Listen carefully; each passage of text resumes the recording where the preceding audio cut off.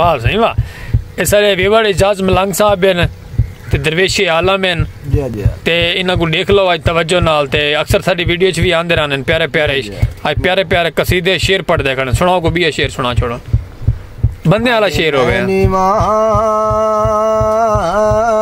ते मेरा मुर्शद उच्चा हाय हाय हाय दे संग लाई सदके जावा ना उच्चिया तो ते जिन्ना नीवियां नाल निभाई। क्या बात है।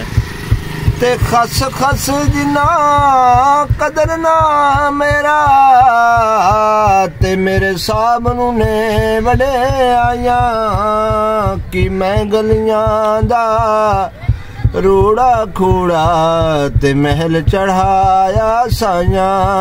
हाय हाय हाय क्या बात है वाह इजाज ते मैं ते कहना मौला मेरा मेरा जे तू भी कह छड़ मेरा तेरा ते मौला कुछ नहीं सी जांदा ते कम बन जांदा मेरा।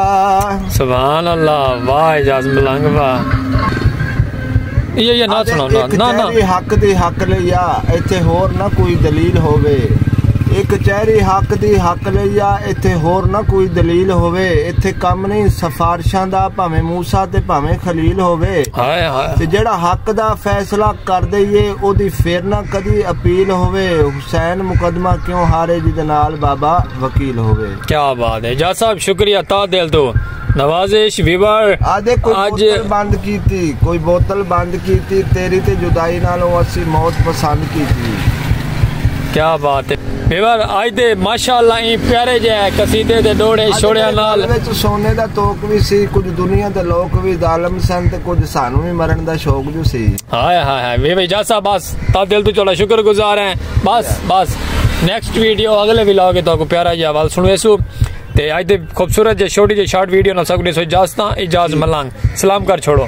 ठीक है साहब वालेकुम अस्सलाम। अल्लाह हाफिज़। जी।